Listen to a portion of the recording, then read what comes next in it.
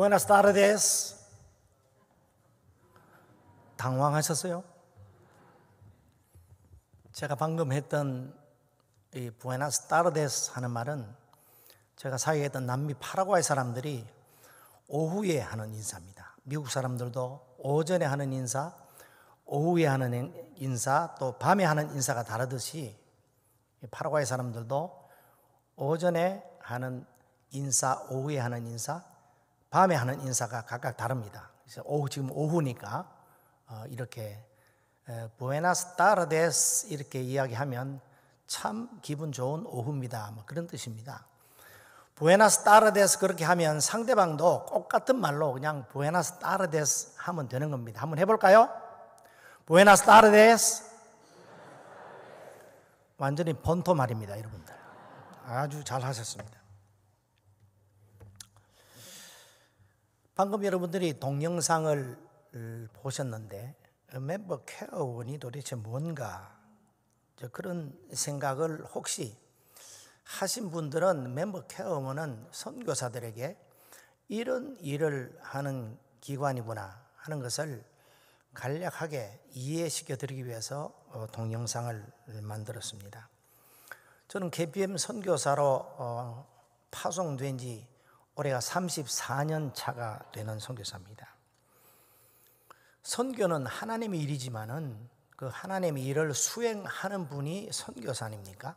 선교사가 건강해야 건강한 선교를 할 수 있다고 믿기 때문에 어떻게 해서든지 선교사와 그 가족을 영적으로, 육적으로 혹은 심리적으로 또 사회적으로 건강한 삶을 살 수 있도록 건강한 선교를 할 수 있도록 지원해 드리는 그 사역이 멤버 케어 사역입니다. 멤버 케어 그러면은 여러분들한테는 좀 생소한 그런 영역이 되겠는데 오늘 선교 특강 그렇게 되어 있는데 여러분들이 별로 들어보지 못한 선교사 멤버 케어에 대해서 여러분들에게 조금 말씀을 드리려고 합니다. 만약 여러분들에게 누가 어디로 가라 하면서 거기가 어딘지도 모르는데 무조건 가시오 그렇게 한다면은 여러분 얼마나 당황스럽겠습니까? 1989년 봄에 저에게도 그런 일이 일어났습니다. 제가 선교사로 헌신했기 때문에 선교사로 파송되기 전에 선교 훈련을 받아야 되잖아요. 우리 이승민 목사님도 선교 훈련을 다 받으셨는데 저도 선교 훈련을 다 마치고 어디로 가나 했을 때에 선교 본부에서 남미 파라과이로 가라 뭐 그렇게 이야기를 하셨습니다. 그 말씀 듣고 파라과이가 어디에 있는지도 모르고 무조건 떠났어요. 지금은 선교사가 선교지로 떠나기 전에 그 나라가 어떤 나라인지 가려고 하는 지역이 어떤 지역인지 거기에 어떤 사람들이 살고 있는가 하는 것을 충분히 공부를 하고 갑니다. 심지어 어떤 선교사들은 사전 답사를 몇 번씩 해보고 신중하게 결정해서 가죠. 우리 이승민 목사님도 8월 2일 날 가려고 하는 그 인도가 도대체 어떤 곳인지 답사하러 떠나는 것으로 제가 알고 있습니다. 그것이 일반적으로 선교사들이 하는 일이고 당연히 그렇게 해야 합니다. 그런데 저는 선교본부에서 무조건 거기 가라 하니까 알겠습니다 하고 무조건 순종해서 떠나려고 준비를 하면서 도대체 파라과이가 어떤 나라인가 궁금하지 않겠어요? 그래서 제가 그 당시 선교부 총무였던 분이 우리 교단에서 선교사 1호로 대만에 파송되었던 김영진 선교사님이 총무 일을 보고 계셨는데 제가 물었죠. 선교사님 파라과이가 어떤 나라입니까? 그래 물었더니 그 선교사님이 몰라요. 우리 가운데 아무도 파라과이 가본 사람이 없어요. 그러니까 선교사님이 가셔서 파라과이가 어떤 나라인지 잘 조사해서 우리에게 알려주세요. 뭐 그렇게 말씀을 하셨습니다. 지금으로부터 34년 전의 이야기니까 지금 생각해도 기가 막힌 그런 이야기죠. 오늘 읽은 이 본문 말씀 가운데서도 비슷하고 당황스러운 일이 일어났습니다. 1절 말씀 보면 여호와께서 아브라함에게 이르시되 너는 너의 고향과 친척과 아버지의 집을 떠나 네가 네게 보여줄 땅으로 가라, 그렇게 말씀을 하셨습니다. 하나님께서는 아브라함이 나고 자랐던 그 익숙한 고향, 친척과 부모님이 살고 계시는 그곳을 무조건 떠나라는 것입니다.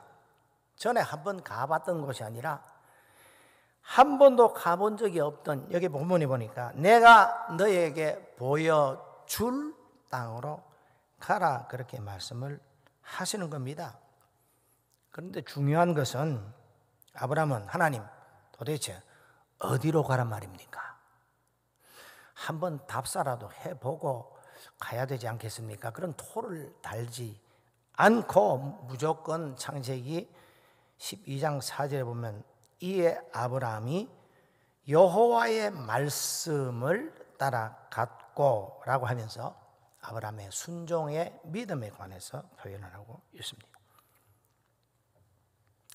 저와 저의 가족은 선교 본부에서 가라 하는 그 말씀에 순종해서 남미 파라과이라고 하는 곳으로 짐을 꾸려서 떠났습니다. 한국에서 출발한 지 40시간 후에 파라과이에 도착했습니다. 제가 부산에 있었기 때문에 부산 김해 공항에서 출발해서 동경 나리타 공항을 거쳐서 카나다 오타와를 거쳐서 페루 리마를 거쳐서 브라질 상파울로를 거쳐서 브라질 이과수를 거쳐서 파라과이로 들어갔습니다. 가보니까 거기가 지리적으로 우리와 정반대편에 있는 나라였습니다. 그야말로 성경에서 말하는 땅끝이 바로 여기구나, 그런 생각을 하게 되었습니다. 계절이 반대입니다. 우리 한국의 여름이 거기는 겨울이고요, 한국의 가을이 거기는 봄이에요.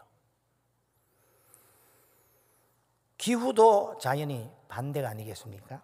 시간도 12시간 차이가 나서 우리나라 낮 12시가 거기에는 밤 12시인 겁니다. 언어와 풍습과 문화도 우리와 전혀 다른 사람들이 거기에 살고 있었습니다. 그때 저는 비로소 시간을 거꾸로 돌려서 16년 전, 제가 고등학교 2학년 때 선교사로 부름받던 때가 생각이 났습니다. 저는 고등학교 때 서울에 합동측 후암장로교회라고 하는 교회를 다녔었는데 그 교회는 선교를 많이 하는 교회입니다. 가을마다 선교 주간을 정해놓고 선교에 관한 행사를 했습니다. 선교 음악회, 선교 바자회, 선교 전람회, 그리고 선교 부흥회를 했습니다. 현장에 사역하는 선교사님들을 초청해서 3일 동안 부흥회를 했습니다. 어느 날 밤에 선교 부흥회 때 강사로 오신 선교사님이 사도행전 1장 8절 오직 성령이 너희에게 임하시면 너희가 권능을 받고 예루살렘과 온 유대와 사마리아와 땅 끝까지 이르러 내 증인이 되리라. 이 본문 말씀을 읽고 말씀을 전하시고 선교에 강한 도전을 하셨습니다. 만일 여러분 가운데 하나님이 부르시면 땅 끝에서 주님의 재림을 맞이할 선교사가 되기를 원하는 사람이 있으면 그 자리에 다 일어서라, 그렇게 도전을 하셨습니다. 그날 밤에 저는 성령께서 저의 마음을 움직이셨고 저의 남은 생애를 땅끝에서 복음을 전하는 선교사로 살기로 하나님 앞에 드렸습니다. 그런데 묘하게도 16년 후에 제가 서운했던 바로 그 땅끝에 서 있는 것을 알게 되었습니다. 저는 1985년 2월에 고려신학대학원을 졸업하고 바로 전라북도 익산으로 가서 이리 선교교회를 개척해서 그 교회로 하여금 선교하는 교회로 만들었습니다. 1987년 4월 달 봄노회 때 누문동에 있던 광주 은광교회에서 모인 전라노회에서 목사 안수를 받았습니다. 지금은 전라노회, 전북노회, 무슨 노회가 몇 개 됐지만 그 당시만 해도 전라남북도를 합해서 전라노회 하나밖에 없을 때입니다. 그때 조재태 목사님께서 담임을 하고 계셨는데 바로 누문동 그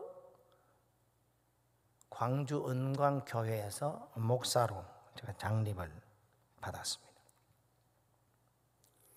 신학교를 졸업하고 난 후에 미국과 호주에 있는 한인교회에서 저에게 오라고 초청장이 왔었지만은 선교사가 되겠다고 제가 하나님 앞에 고2 때 서원을 했었기 때문에 뿌리치고 개척교회를 시작했습니다.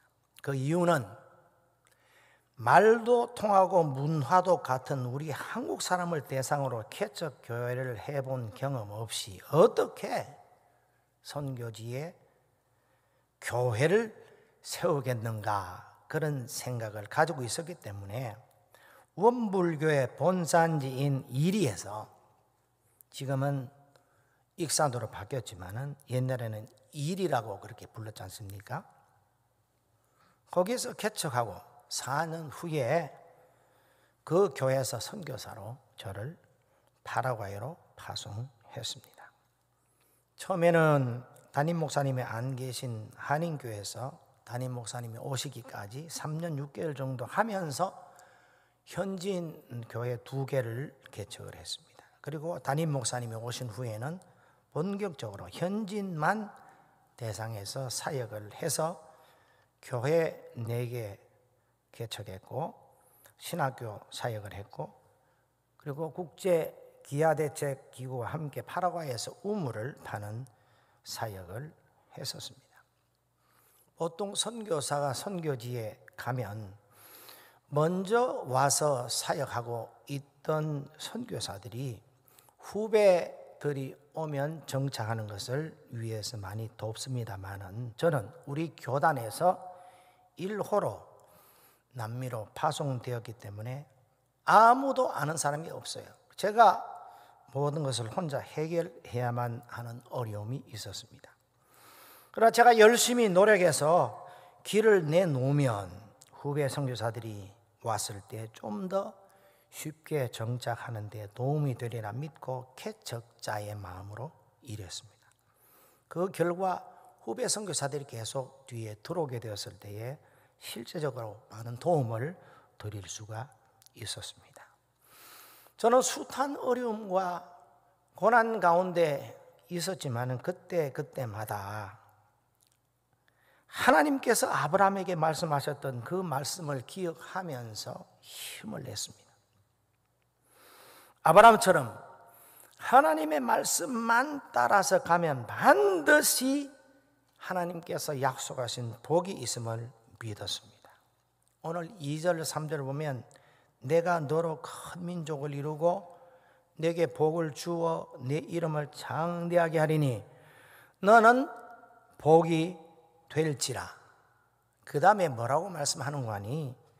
너를 축복하는 자에게는 내가 복을 내리고 너를 저주하는 자에게는 내가 저주하리니 땅의 모든 족속이 너로 말미암아 복을 얻을 것이라.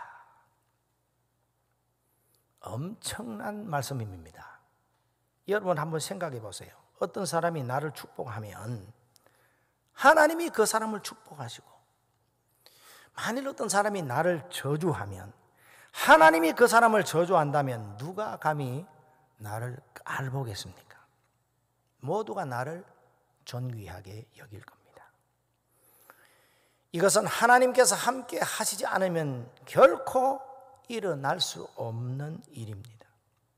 여러분, 하나님께서 지금도 여러분과 함께 하심을 믿습니까?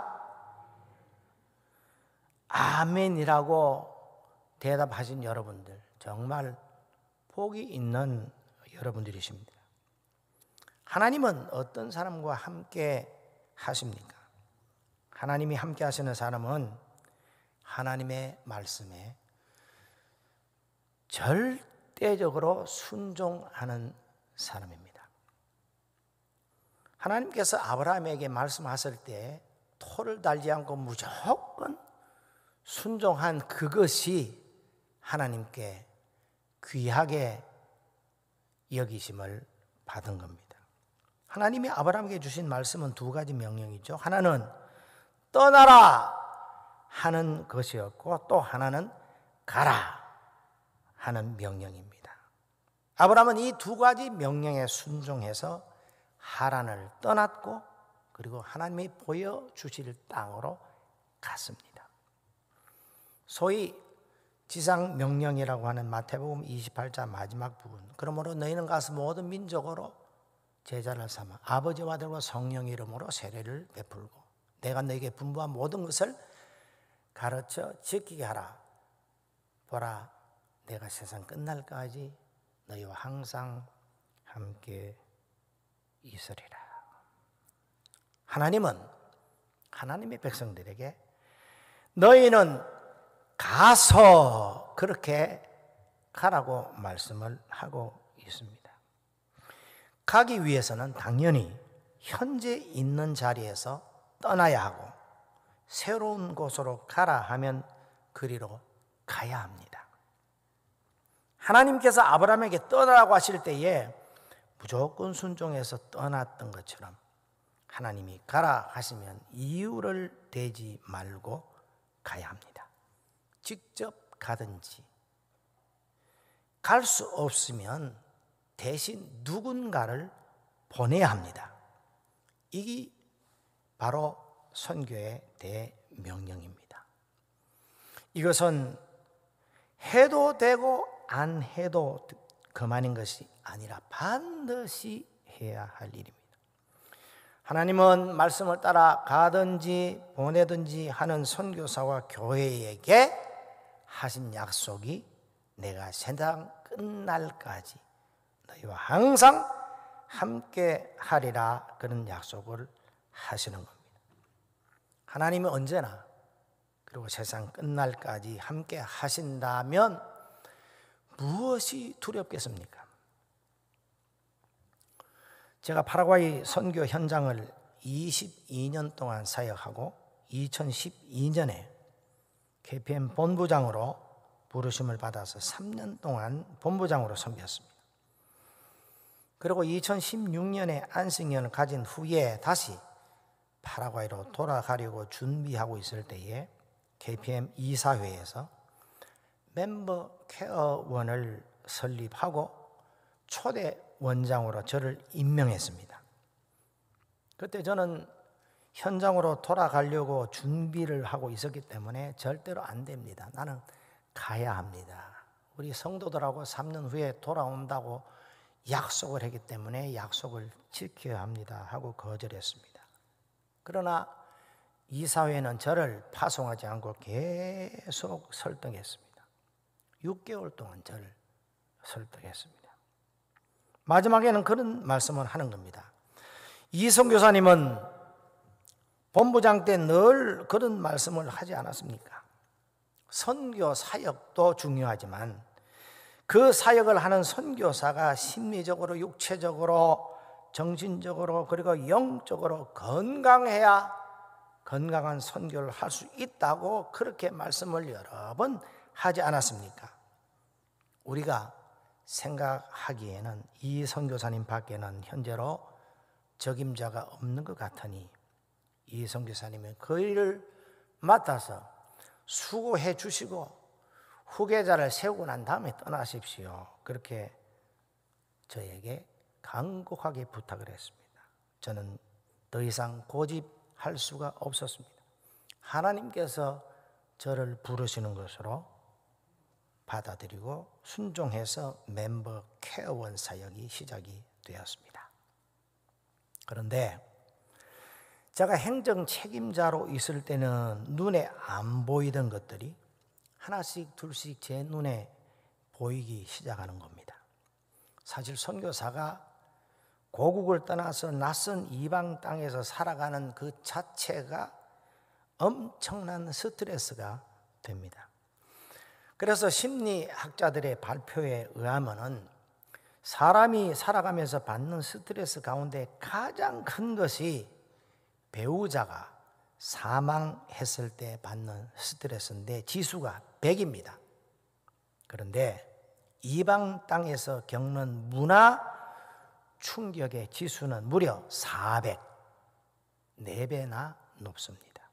그러니 선교사는 파송되어서 그 땅을 밟을 때부터 이미 스트레스가 쌓이기 시작한다는 말입니다.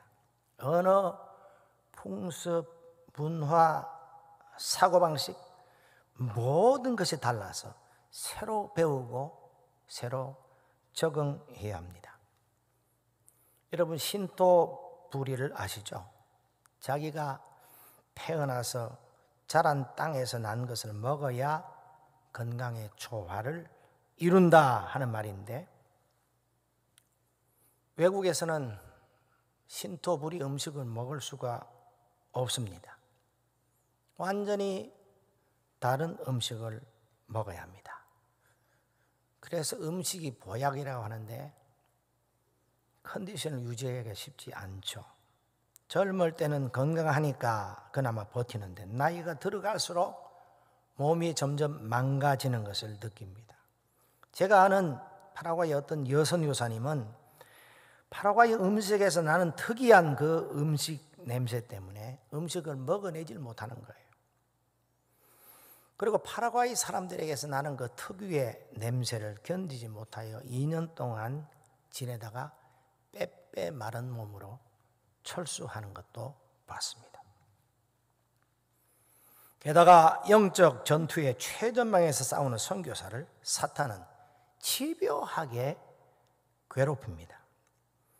성경은 종말에 일어날 일에 관해서 마태복음 24장 14절에 그렇게 말씀을 합니다. 이 천국 복음이 모든 민족에게 증언되기 위하여 온 세상에 전파되리니 그제야 끝이 오리라 그랬습니다. 사탄은 자기 때가 얼마 안 남았다는 것을 잘 압니다.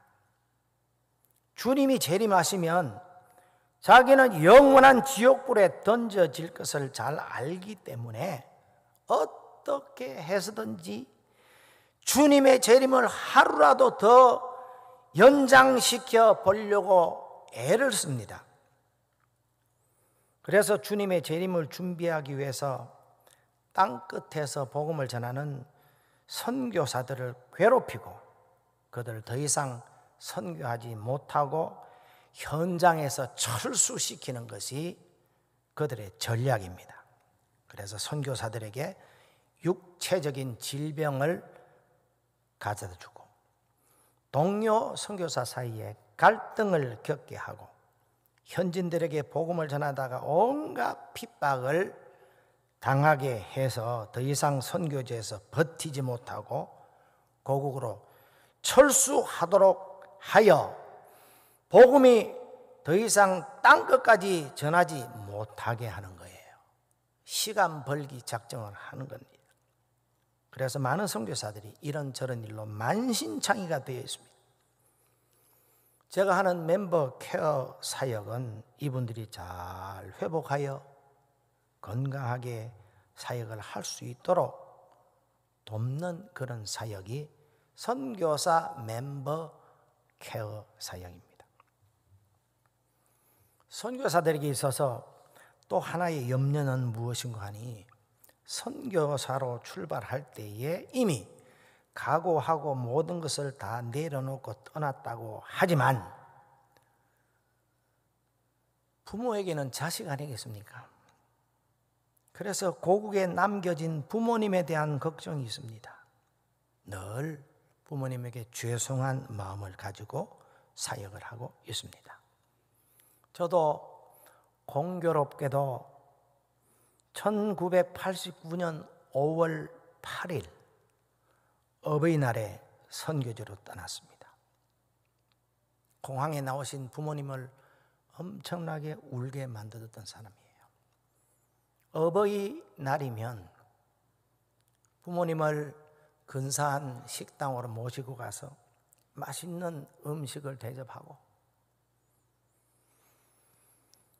또 용돈도 두둑하게 드리면서 부모님을 기쁘시게 해야 되는 그날, 부모님을 엄청나게 울게 만들었었기 때문에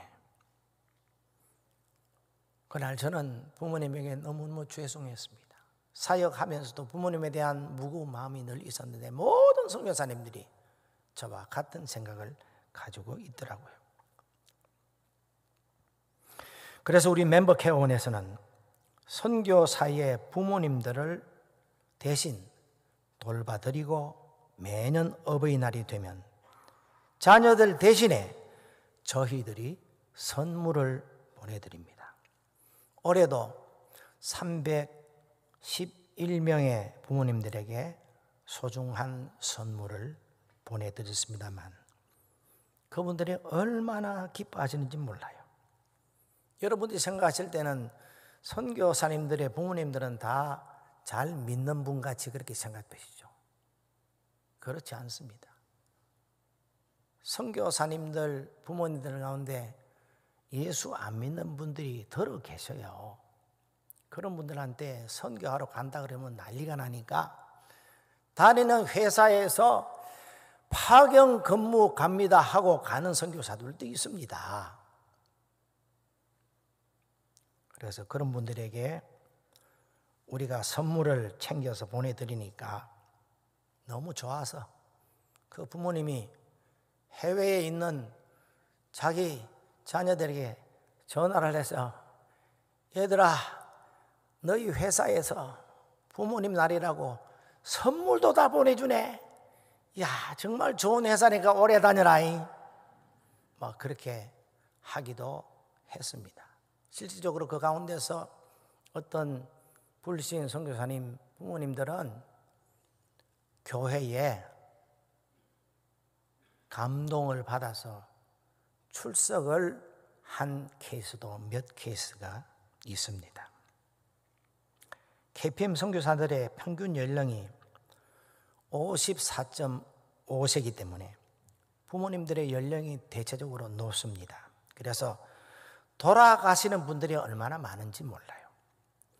올해 들어서만 10분의 부모님이 돌아가셨습니다.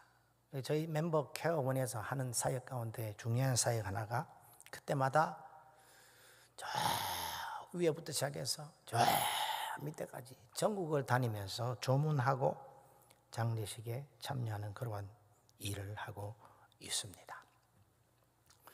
자, 그러면 선교사 자녀는 또 어떨까요? 선교사 자녀들의 문제도 보통 문제가 아닙니다. 선교사의 자녀는 본인의 선택에 의해서 선교지로 나간 것이 아닙니다. 선교사의 자녀들은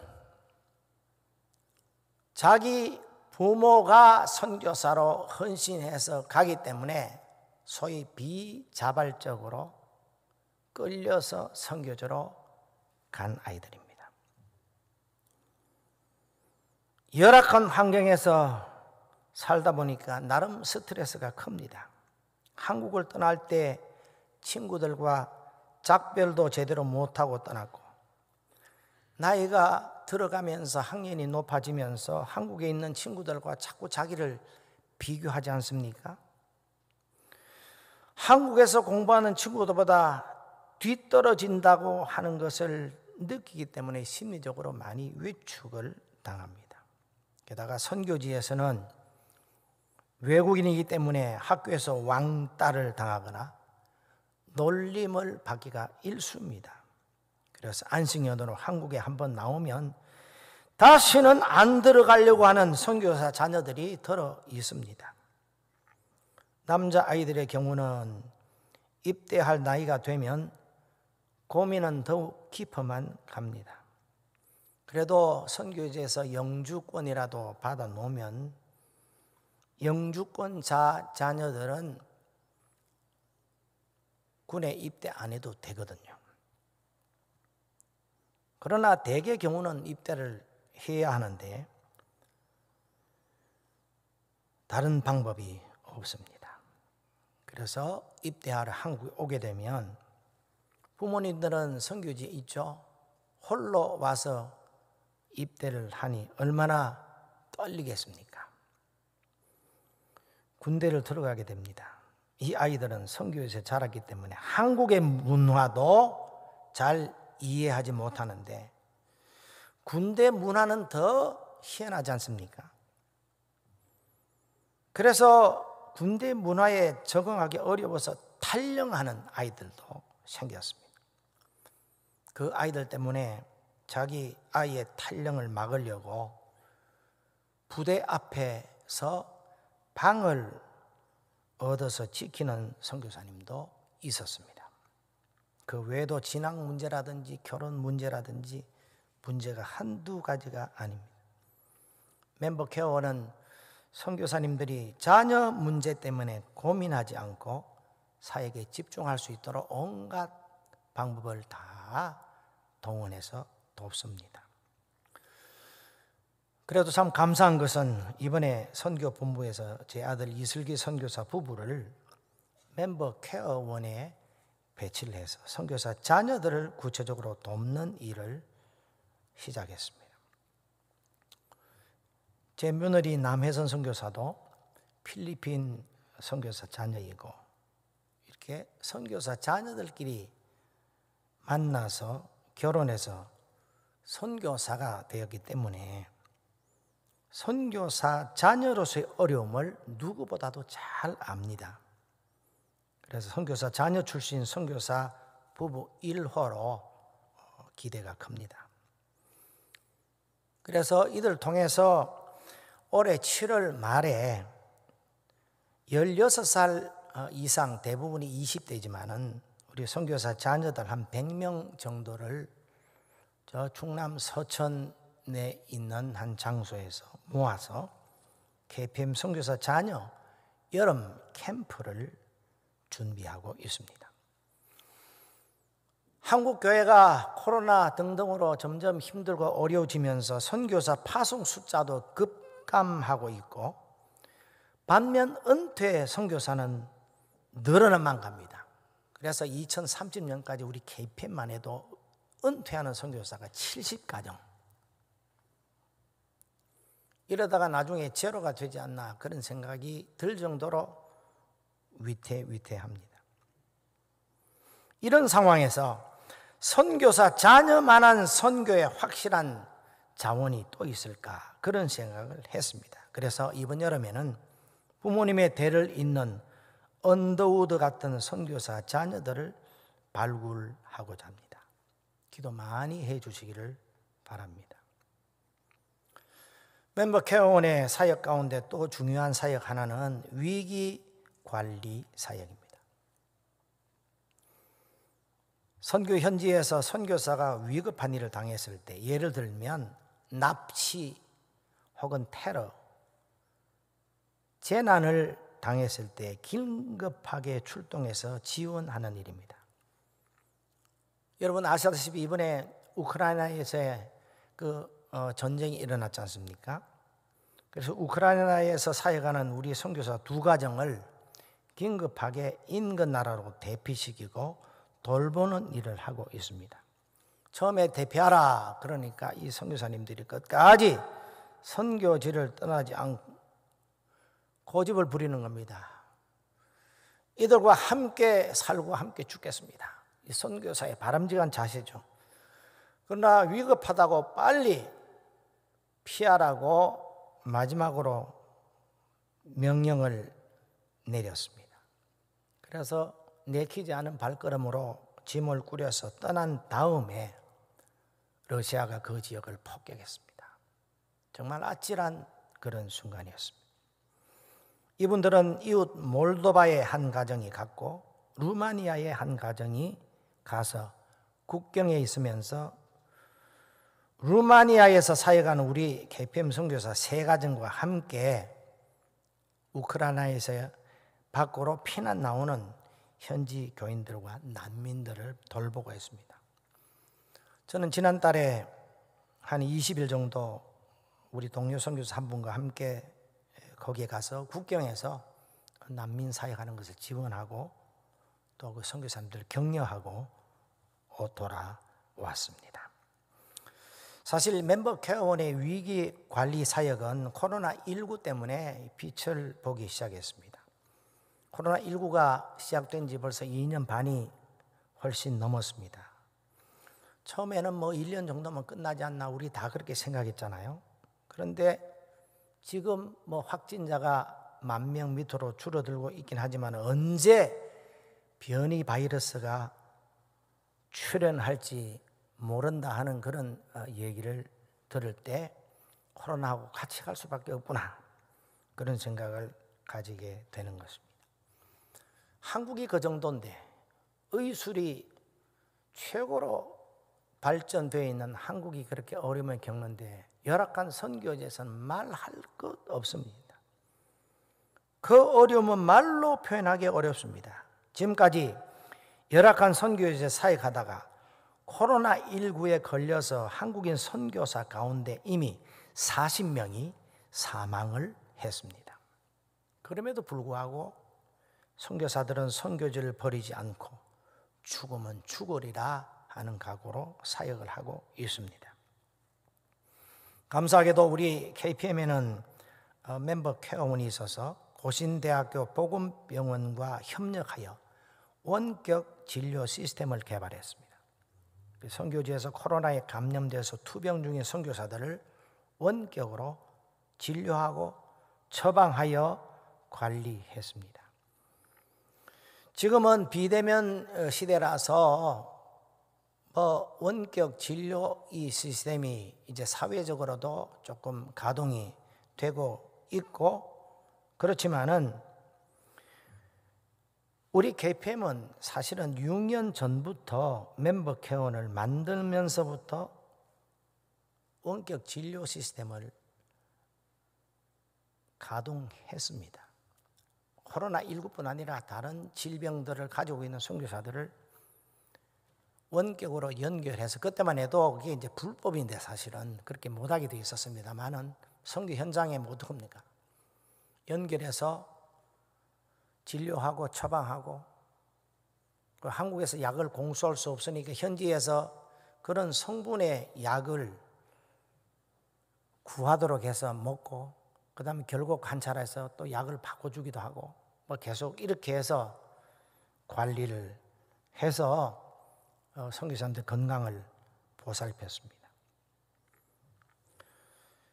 코로나19에 감염되어서 고생한 우리 선교사님, KPM 선교사님과 가족이 150명이 넘었는데 하도 많으니까 요즘은 이제 카운트를 안 하고 있습니다만은 이런 시스템 때문에 한 사람도 사망한 사람도 없고 중증으로 간 선교사들도 없습니다. 선교사들이 사역 가운데 선교 현장으로 일시적으로 떠나서 귀국해야 하는 일들도 가끔 생깁니다. 코로나 때문만이 아니라 정기 안식년으로 귀국하든지 혹은 몸이 아파서 치료받으러 들어옵니다. 뿐만 아니라 비자 관계로 혹은 부모님이 돌아가셨다든지 선교지를 재배치 받으려고 들어오는 경우 이런저런 경우로 현재 56나라 257가정 490명 우리 KPM 선교사 가운데 정회원 470명 479명 가운데 106명 퍼센트 한 22% 정도가 아직도 국내에 머물고 계십니다. 이분들이 국내에 머무는 동안에 머물 곳이 턱없이 부족합니다. 선교본부나 후원교회에서 안식관을 준비해보지만 역부족입니다.